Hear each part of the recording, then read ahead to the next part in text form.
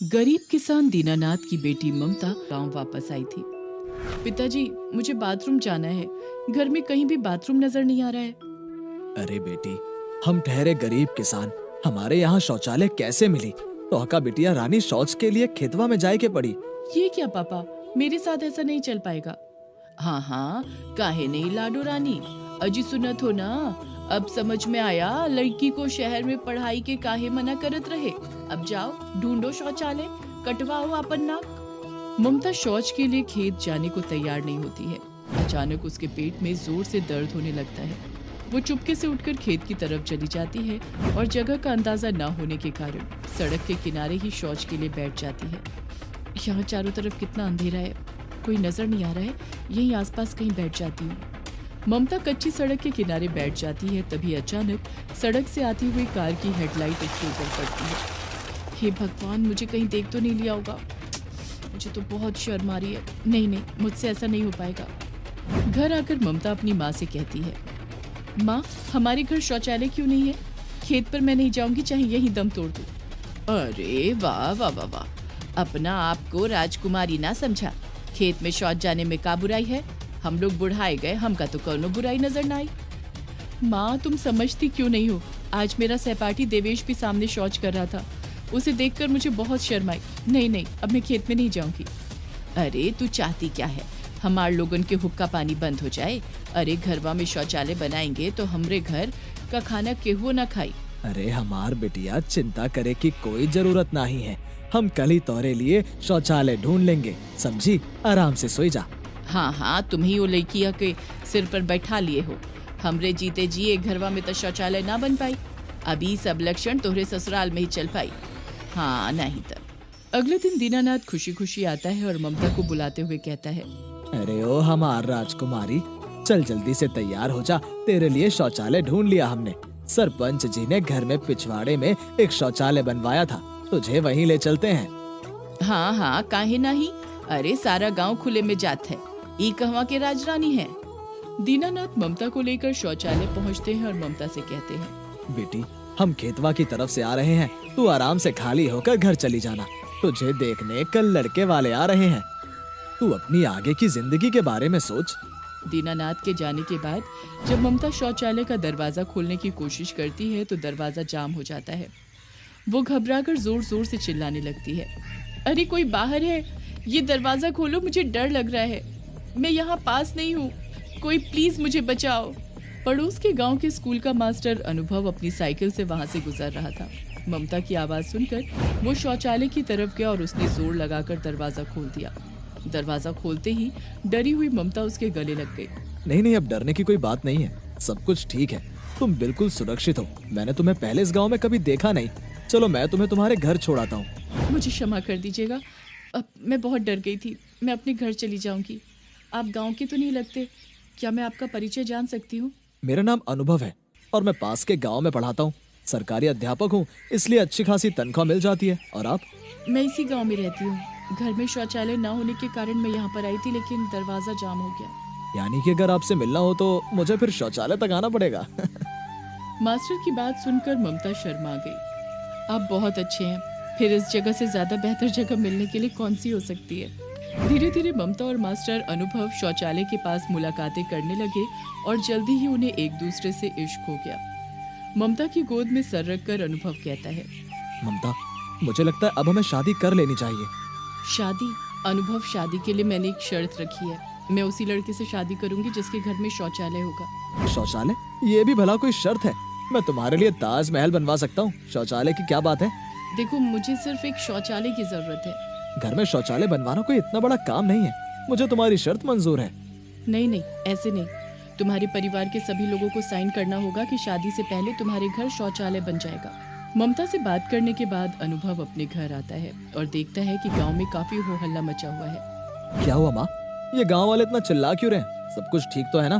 कहीं गांव में बाघ तो नहीं आ गया? चल हट, तुझे हर समय ठिठोली सूझती है।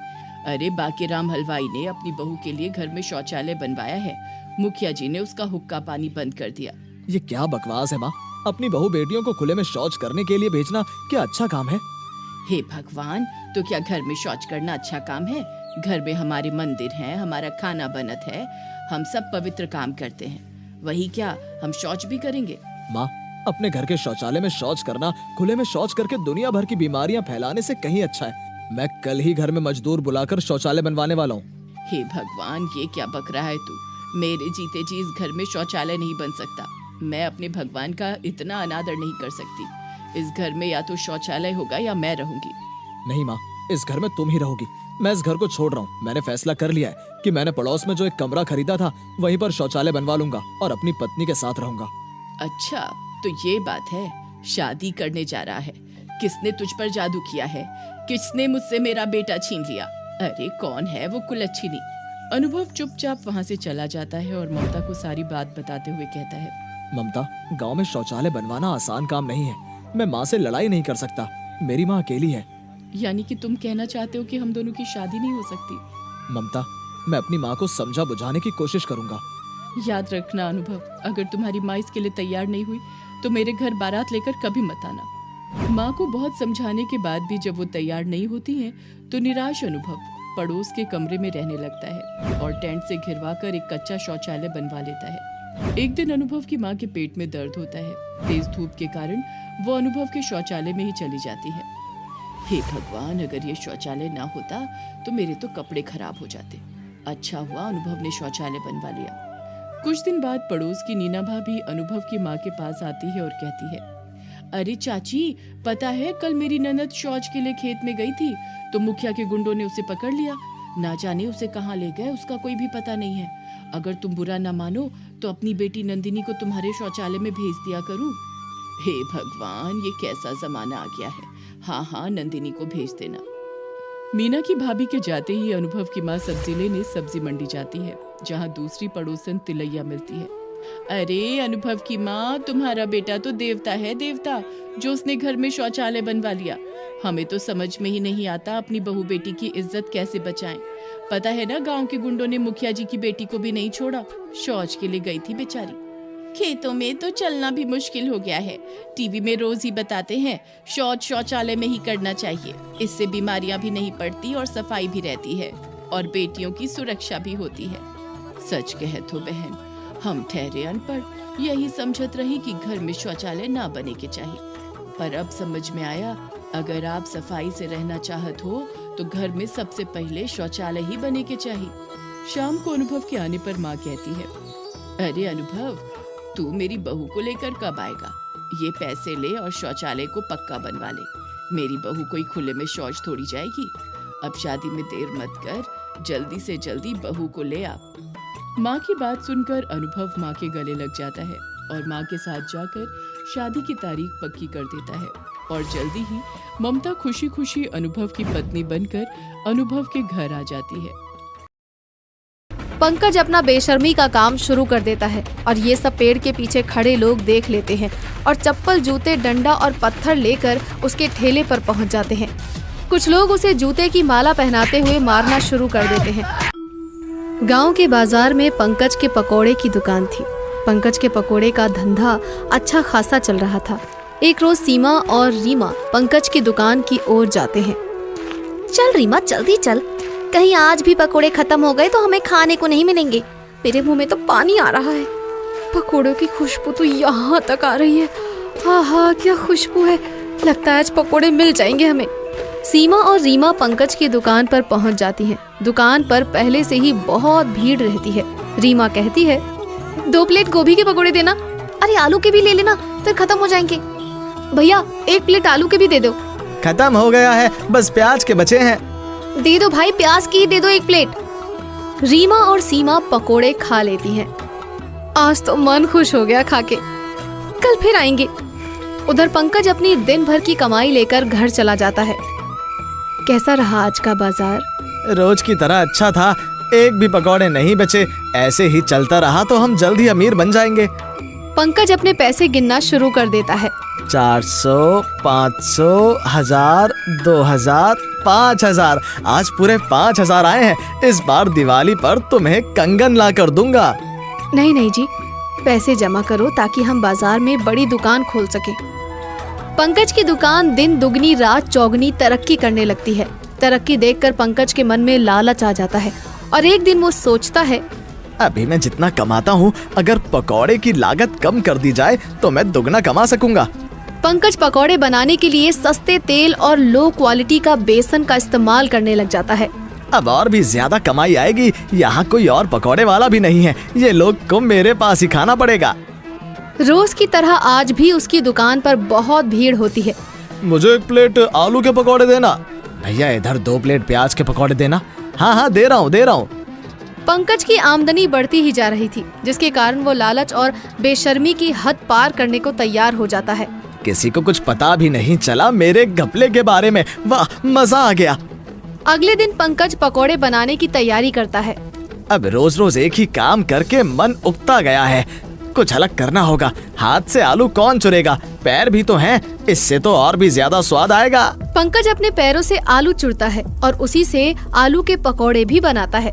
ये तो आलू पकौड़ों के लिए हुए, लेकिन बाकी प्याज और गोभी के लिए कुछ करना होगा। ठीक है, बाकी का कल सोचूंगा। पंकज पकौड़े बेचना शुरू करता है। भैया 1 प्लेट आलू के पकौड़े देना। पंकज 1 प्लेट आलू के पकौड़े देता है। भैया आज तो पकौड़े रोज से भी ज्यादा स्वाद हैं। मन तो कर रहा है कि उंगलियां चाट जाऊं। हाँ, आज मैंने एक नया मसाला डाला है, कल से प्याज और गोभी में भी डालूंगा। फिर शाम को घर लौटता है और रजनी को सारी बात बताता है और ये सब मीना सुन लेती है। दिमाग तो खराब नहीं हो गया है तुम्हारा? पैसे देखकर तुम लालची और बेशरम होते जा रहे हो। पता भी है तुम्हें किसी को भनक लग गई ना तो तुम गए काम से। माँ तुम ये सब छोड़ो, पैसे गिनो बस। माँ सही कह रही है जी, आप ये काम क्यों कर रहे हैं? ये काम बहुत गलत है। तुम लोग अपने काम से मतलब रखो, मुझे मत सिखाओ। अगले दिन पंकज फिर पकोड़े के मसालों को पैरों से चूरता है और आलू के पकोड़े बनाता है। फिर गोभी और प्याज के पकोड़े बनाता है और अपनी जांग से दबाकर उन्हें तलता है। आज तो मन ही खुश हो गया है। रोज इसे ही डिफरेंट करूंगा। नीले गगन के तले धरती क्या प्यार पले। पकौड़े लाजवाब और तीखे, एक बार खाओ और बार बार आओ। पंकज की दुकान में रोज की तरह भीड़ हो जाती है और लोग पकोड़े खाकर तारीफ के पुल बांधने लग जाते हैं। वाह रे पकौड़े वाह, ये पिज्जा, चाउमीन और बर्गर क्या करेगा इन पकौड़ों के आगे। पंकज अपनी बेशर्मी से बाज नहीं आता और रोज मीना के मना करने पर भी वो वही सब करता है। एक रोज वो रोज की तरह यही बेशर्मी और लालच का काम कर रहा होता है और तब सीमा ये सब देख लेती है। ये तो पकोड़े वाला पंकज लग रहा है। छी छी छी, क्या गंदे काम कर रहा है ये। अरे रीमा देख, अरे ये तो पकोड़े वाला पंकज है। मुझे तो उल्टियां आ रही हैं ये देखकर। ये पैरों से मसाले बनाता है और जांघों में दबाता है। मुझे लग रहा है मेरी अंतड़ियां बाहर आ जाएंगी। इस घिनौने आदमी की करतूत सबके सामने आनी चाहिए। सीमा और रीमा पंकज के पास जाकर चिल्लाने लगती हैं। बेशरम आदमी, लोगों की सेहत से खेलते हुए तुम्हें जरा भी शर्म नहीं आती? ये क्या बोल रही हैं आप? ज्यादा सीधे मत बनो, मैंने खुद तुम्हें ये गंदा काम करते हुए देखा है। नहीं बहन जी, आप लोगों को कोई गलत फहमी हुई है। मैं ऐसा काम नहीं कर सकता हूँ। मुझे गरीब को आप लोग बदनाम करने में लगे हैं। मैंने कुछ गलत नहीं किया है। सीमा और रीमा वहाँ से चली जाती हैं। उधर पंकज अपने आंसू पोंछकर खुश हो जाता है। तुम लोग मेरा कुछ नहीं बिगाड़ सकती हो। मैंने बहुत लोगों को पानी पिलाया है। बच्चों तुम मेरा कुछ नहीं बिगाड़ पाओगे। उधर रीमा और सीमा एक दूसरे से कहती हैं, ये मगरमच्छ के आंसू, खुद को क्या समझता है ये आदमी। इसे मैं सबक सिखाकर रहूंगी। इसे तो मैं सबक सिखाकर ही रहूंगी। अगले दिन सीमा और रीमा कुछ लोगों को अपने साथ सुबह सुबह ले जाती हैं और सभी दूर पेड़ के नीचे छुपकर पंकज की करतूतों को देखने लगते हैं। उधर पंकज कहता है, मुझे कौन ही देखेगा ये सब करते हुए। बड़ी आई है मेरा पर्दाफाश करने। पंकज अपना बेशर्मी का काम शुरू कर देता है और ये सब पेड़ के पीछे खड़े लोग देख लेते हैं और चप्पल, जूते, डंडा और पत्थर लेकर उसके ठेले पर पहुंच जाते हैं। पंकज इतनी भीड़ और सबके हाथों में कुछ न कुछ देखकर डर जाता है। कुछ लोग उसे खींचते हुए उसके ठेले से बाहर निकालते हैं और कहते हैं, बेशरम आदमी, तुझे शर्म नहीं आई ऐसा करते हुए? लेकिन मैंने ऐसा किया क्या है? कुछ लोग उसे जूते की माला पहनाते हुए मारना शुरू कर देते हैं। उसे इतना मारते हैं कि वो अधमरा हो जाता है और जमीन पर गिर जाता है। इसे तो जान से मार देना चाहिए। इतने में मीना वहाँ भागती हुई आती है और पंकज को घेर कर खड़ी हो जाती है और हाथ जोड़ कर कहती है, अरे मेरे बेटे को छोड़ दो, चाहे तो मेरी जान ले लो, अब मेरे बेटे को मत मारो। अब से ये ऐसी गलती कभी नहीं करेगा। एक महाचल फैलाकर अपने बच्चे की जिंदगी की भीख मांग रही है। छोड़ दो भाई लोग, छोड़ दो इन्हें। ठीक है, तुम कह रही हो तो छोड़ देते हैं, लेकिन इसे लेकर इस गांव से चली जाओ और कभी हमने इसे ये हरकत करते देख लिया तो जान से मार देंगे इसे। मीना अपने बेटे को जैसे तैसे घर लेकर जाती है और कहती है, मैंने तुझे बहुत समझाया था, लेकिन तूने मेरी एक ना सुनी। आज तेरी हरकतों के कारण तेरी ये हालत है और हमें भी अपना घर छोड़कर जाना पड़ रहा है। मीना पंकज और रजनी के साथ दूसरे जगह पर चली जाती है। इसीलिए कहते हैं लालच बुरी बला है।